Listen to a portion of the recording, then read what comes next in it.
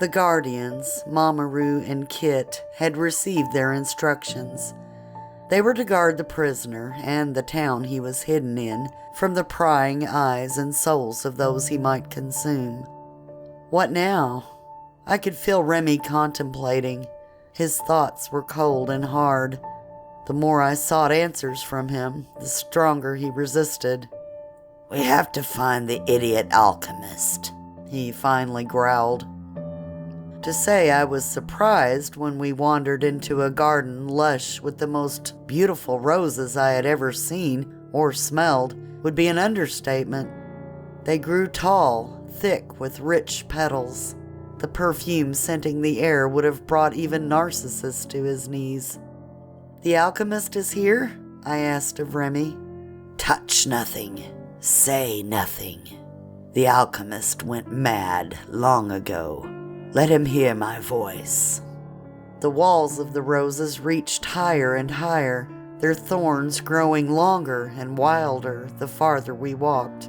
Soon they blotted the sun from the sky, branches tangling together, reaching for our scared skin. Something caught the hidden light sparkling at our feet. The pebbles we walked along soon gave way to thousands of glittering gold stones. "Remy?" I reached my hand down, fingers barely grazing the wealth below before Remy ripped our hand back. "Don't touch anything." My shoulder ached, burned by his sudden movement. The path soon gave way to a small clearing. The house that stood within could barely have been called a shack. Stone walls leaning and bowing from the weight of the thatched roof that gleamed with golden straw. A lanky man sat by a bonfire before the gilded hut, his rump resting on a log, his knobby knees drawn up to his chest, poking at the blaze with a golden stick. Tonight, my plans I make," he sang. His voice was paper-thin and reedy. "Rumple." Remy's voice twisted in my throat. The man startled and turned wide-eyed, examining us, his nose wrinkling as he squinted.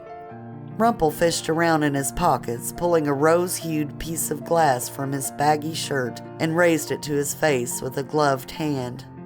"Oh!" The man smiled. His face seemed instantly younger. "Remington, it's been a long time. Long enough, you should know. I no longer go by that name." Remy's smile split my face, a reminder of the wounds that now scarred my body from allowing him to fully command me. Rumple grinned back and offered a hand. My eyebrow lifted with Remy's amusement, and he raised our hands and stepped back. "Ha!" The man laughed merrily. "At least you haven't forgotten that bit. Your name now? Or do we have 3 guesses?" "Tisk." Rumple swatted away Remy's question. "I have given up that game. Never worked. Try as I might, no matter how many children I stole." He gestured towards a small alcove in his roses. "I could never get her back." His smile faltered and his amber eyes darkened with old misery. In the middle of the alcove of roses, a gilded statue of a small girl stood, one little fist rubbing away forgotten tears, the other small hand reaching for a father who could never hold her again. The red blooms parted above her, a cascade of warm sunlight surrounding the girl with a warmth she couldn't feel. "I own my sins now, Remington. I am as I was in the beginning. I am Midas." The sorrow in the man's voice echoed with unforgivable grief. "Why are you here?" "I need the coins." Midas sighed and returned to his fire, stoking it hot and pulling farther into himself. "Those are long gone. It will cost you much to make more." "How much?" He faced us again, a mad glint in his eye. "An arm and a leg." Remy shifted uncomfortably. A shiver ran up our spine. "His or mine?" "Oh, he lives?" "Very much so." Midas stood, his long legs stretching out. He was not the withered man I assumed. Almost a full head taller than us, shoulders just as broad. He was a hulk of a man when he stood before me, eyes roving my flesh, gloved fingers tapping at each other. His Amber eyes gleaming, he knitted his fingers together and cracked his knuckles and removed a single glove. Remy? Remy, what does he mean? My scream ripped through the air as Midas's fingers traced symbols up my arm. It burned like frostbite and radiated like fire up and down the appendage. Shatter! His voice was deep and sounded of thunder. My arm exploded into hundreds of golden chunks and hung suspended in the air. My throat tore, extinguishing the screams in my mouth. Meld! What was once my blood and flesh, meat and bone, spun in the air, circling above his ungloved hand, twisting, hardening, molten gold spinning into a small orb radiating light, like the life that was once within. He bit the tip of his second glove, pulling it off with his grinning mouth. Midas clapped his hands together, smashing the metal between them. Form! He flipped the coin into the air and eyed my legs greedily. My world went dark, Remy's voice echoing apologies in my head. We were moving. The hair on my head danced in the wind. One leg swept around, a slick semicircle. The muscles in my back tensed, and both arms flew in a wide arc. Both? The shoulder of my severed arm moved with ease, gliding the arm attached powerfully through the air. My toes gouged the earth, digging and drawing symbols archaically.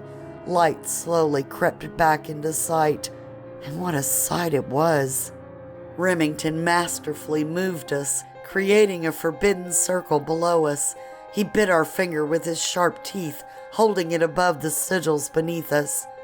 A single drop of blood fell, and as the runes came to life, we plummeted down. What the fuck? My throat was raw and hoarse. Remington just laughed maniacally. We landed roughly in a twilight world made of nightmares.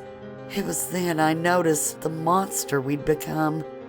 A perfect amalgam of demon and human, both legs and one arm, his. The rest of us, human. Sorry, he took too much. Remy's voice sounded too loud in this place. Miles of nothing stretched out before us, the only source of light a pinprick an eternity away. Where are we? The garden. His voice iron-hard and cold. We walked, ghostly apparitions billowing around us, whispering unintelligible words. It never got brighter, nor darker, than the dirty purple twilight. A single lone tree stood in the distance, its branches laden with dark fruit that waved in a wind I couldn't feel. We approached, our footprints leaving puddles of stinking sick. You must do as I say, exactly as I say, or you will not leave this place. Remington spoke, his voice intertwining with my own. Take the fruit with my hand and eat of it. Only a single bite, and you must swallow it all. The fruit came from the tree easily. The branches and twigs whipped at us, hissing like so many angry snakes. It rotted at my touch, the skin wrinkling and bruising before my eyes. Now, he commanded. I bit the fruit, its vile juices squirting the back of my throat, my teeth crunching through the rancid flesh. It began to move in my mouth, maggots tickling my throat. Swallow it. My throat constricted at the thought, and I gagged, bile rushing up, stinging my nose. Swallow it now, he roared in my head. As I choked it down, the twilight world crumbled away, and I fell to our knees, desperately trying to keep from purging the fruit from my belly. Grass curled up around my fingers only to burn to ash a moment later. The ash hardened, forming a pocked slate floor. "Welcome to hell," Remy grumbled. Onyx-colored walls reared high above our head, lit only by souls trapped in cages along its surface. A throne-like chair curtained in darkness sat before us. Clang! A golden staff banged the floor, held by a clawed hand that emerged from the shadows. "You cannot bring that here, fallen one. Its heart still beats with life." The voice boomed, and the being sat in the throne stood. Eyes glowing with malice, it glared down at us. Earrings tinkling in the tall pointed ears with every movement, the jackal towered above us. "And yet I cannot rid myself of him, Anubis," Remington growled back. Cannot or won't? "Cannot. We are one." Then you have no business here. Leave at once. Anubis turned back to his seat. "I've come to see my brother." The great jackal stopped and looked at us over his shoulder. Have you now? "I need his help." "I need his help." Remington cleared his voice. They are not here, fallen one. They are gone from existence. A lump rose in my throat. My heart ached from the million cracks that threatened to shatter. Inderjit. Nur. Remington froze, his legs threatening to give. "No," he cleared our voice. "They are not why we've come." Did you bring the toll? "Yes." Remington opened our hand. 2 golden coins glittered in the blue light. Anubis sighed. Do you remember the words to invoke my permission after the crossing? "I do." The great guardian gestured with the curved rod in his left hand. At your own risk. He clanked down the staff in his right hand. Open! Doors hidden by his throne swung open, bringing with them misty gusts of sulfuric air. Remy guided us through, and they slammed shut behind us. Remy, what are we doing? "My brother may be able to help with a watcher. Now hush," he whispered and bit our tongue. As the mists settled and my nose became accustomed to the stagnant air, a voice called out, Dude! Long time. A cloaked figure stood on a rickety boat. "Charon." Remy nodded and high-fived the skeletal hand. A bright dot of cherry ember glowed in the hood. An exhale of hot, skunky air came from a mouth made only of teeth. The smoke mingled and swirled in the thick mist. I go by Styx now, like the band. You probably haven't heard of them yet. He snorted and laughed, jaws clattering together like loose silverware. "We need to cross." Oh man. He spoke without breathing. Love to help, but gotta have the proper coinage. Remy offered the coins and they jangled in the skinless palm. Exhaling another cloud of rank smoke, Styx spoke. Dude, wow. These must have cost you. The eyeless skull moved as though checking us out. An arm and a leg, or 2. He threw back his head and laughed riotously.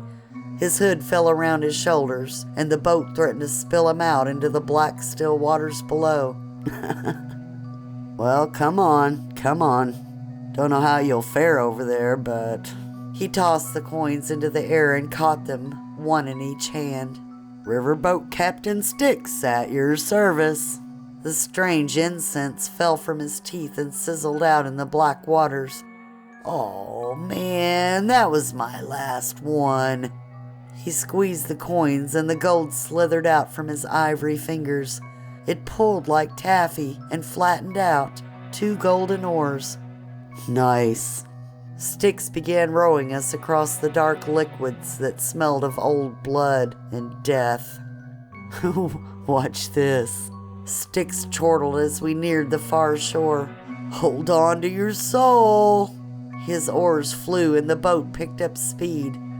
Lifting one, he spiked the other straight down, and the boat spun sideways into the dock, tossing us onto the ageless wood like we were a rag doll. "Have a nice time," he hollered as he began his trek back. "Don't forget Anubis's prayer." We stood up, dusting ourselves off, as Remy sighed and shook his head. Before us laid the apocalypse. The sky was black and rained fire.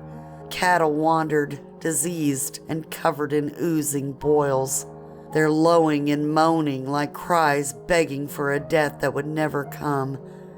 The charred ground was thick with frogs as the air with locust.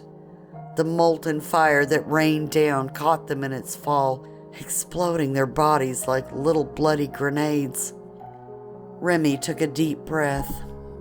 "Yea, though I walk." Clouds of flies danced through the locusts, cutting a path through them. "Through the valley of death." The frogs hopped ahead of us, scattering the blistered livestock. "I shall fear no evil." Remington's voice grew in strength and volume. "For thou art with me." Anubis's glaring shadow moved over us, sheltering us from the burning rain as we crossed the wasteland. "Thy rod and thy staff." Our skin began to bubble and blister into boils. "They comfort me." The sky overhead rumbled and cracked, booming hail and lightning around us. Anubis's shadow stretched out its long arm, one finger pointing to a door that had not been there a moment before. Our skin itched, lice crawling between the inflamed boils. Remy reached my hand out for the elaborate doorknob. It burned my flesh, and Remington clapped our jaws shut tightly as I cried out. The door swung open and we stepped inside. The room was unexpected, to say the least. The scorched earth threshold gave way to a sea of flowers and butterflies. Great trees languished with beautiful blue, heavy blooms. Tiny sprites danced on the petals of poppies, giggling and flitting about. "What in the hell?" Remy again silenced my voice. "Touch nothing," he screamed in my head as I held my demon hand out to a large purple iridescent butterfly. Amongst the stalks of the waving blooms laid sleeping bodies. Thick boughs of ivy wrapped around them as they slumbered. A woman of untold beauty stepped out from behind a large silver oak. She put her finger to her plump lips and waved us over. Fat forget-me-nots adorned her flaxen head like a crown. She smiled, and I forgot my every sorrow as we gently picked our way through the strange corpse garden. "Who are you?" roared a very angry voice, scattering butterflies and imps alike. The woman ducked back behind the tree. A large man stomped through a nearby thicket, swatting spastically at the glittery things that fluttered around him. If the woman was spring, he was the autumn and the death of living things. He stood before us, all rage and fury, while a mischievous sprite braided a lock of his raven hair. "I said," Remington flourished a deep bow, "just a wanderer, great Hades. We just wish to—" "No!" Remington straightened himself, pulling his shoulders back and squaring our legs. He opened his mouth to speak, but was again rudely cut off. "That, whatever that is still living. I can't have it here. Leave. Be gone." The tiny sprite tied a flower stalk into a bow at the end of the braid, while another daintily bejeweled it with sparkling drops of dew. Hades finally noticed them flying about his head and swatted madly at them. "Damn it!" A particularly brave imp poked its tiny face from Hades' dark beard and stuck its tongue out at us. Our mouths twitched, threatening to smirk, laughter building in our chest. "These damn infernal creatures!" He wildly flailed his arms around and stomped on the flowers at his feet. Persephone! He looked around at his surroundings in bewilderment, slapping his palm to his forehead. Persephone! I am the god of the damned underworld! Persephone! He turned on his heel and stomped back the way he came. Glancing back at us rapidly, he pointed at the door. You! Leave! Now! A tendril of ivy caressed the back of his hand. Oh, fucking hell! Persephone! He stomped his foot in rage. Ivy and flowers alike shriveled and pulled back, showing the sleeping people for the rotting and bound corpses they were. Remy quickly darted behind the great oak. The beautiful woman hiding between its great roots giggled as tears of mirth ran down her face. Keeping one hand over her mouth to smother her glee, she pointed to a bramble. The spiny vines pulled away, revealing a small iron door with the head of a wolf emblazoned on it. She shooed us toward the door while gracefully rising to her feet. Her spider silk dress glittered with dew and clung to her body, leaving nothing to the imagination. Be careful, fallen one. I put Spot to sleep with my poppies. As she whispered, she gestured to a great snoring three-headed beast of a dog. But your brother's canine companion guards this door. She shooed us again before she ran behind the tree, giggling as she went. We had to crawl through the door. The soft bed of grass gave way to cold marble floor. It felt welcome on our hot skin, still split from boils. As soon as we were through, the small door clicked and locked behind us. Once again, we stood in darkness. We found ourselves on a massive set of spiraling stairs. Great marble planks jutted from the walls and disappeared into darkness. A deep rumbling, like the angry night tide, resounded through the deep pit. The air was warm and clung to our skin. The ocean? Remy refused to answer and instead began our descent. 3 giant steps down and the inky dark consumed what light peeked out from around the small door. We kept our hand against the wall, fearing a plummet to our death should we wander too close to the edge of the stairs. The farther down we went, the louder the tide became. The air grew warmer and then hot, the humidity of it sticking to our skin, plastering our hair to our face, and soaking our thin clothing. The tide roared in, crashing into invisible cliffs, then sucked back out to sea with a great rumbling. I don't know how far down we were when the smell hit us. With every roll of the great waves, the hot, sticky air blasted us with the sickly, sweet scent of rancid decay. The further we went down, the thicker the smell. We'd been descending for what seemed like an eternity and a half when Remington's foot could go no further. We felt around with our taloned toes, reaching for the next stair. He raised our hand and a ball of white light erupted in the darkness.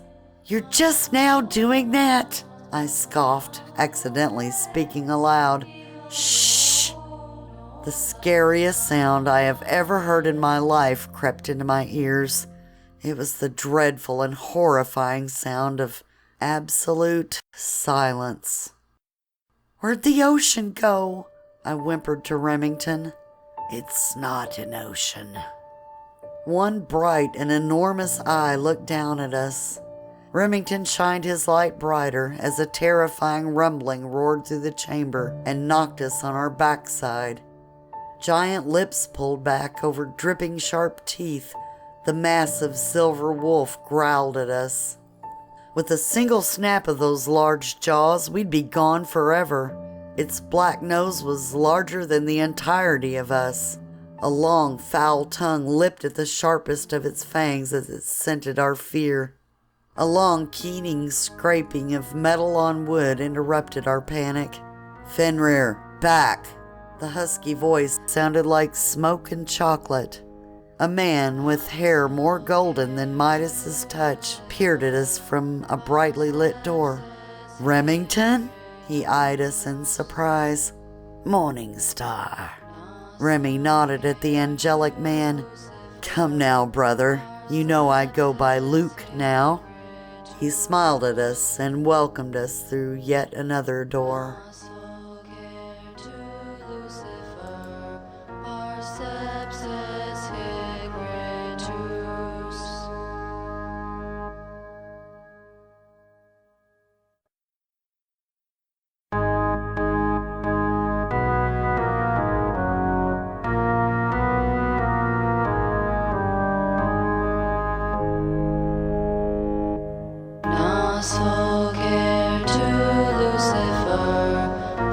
Lucifer,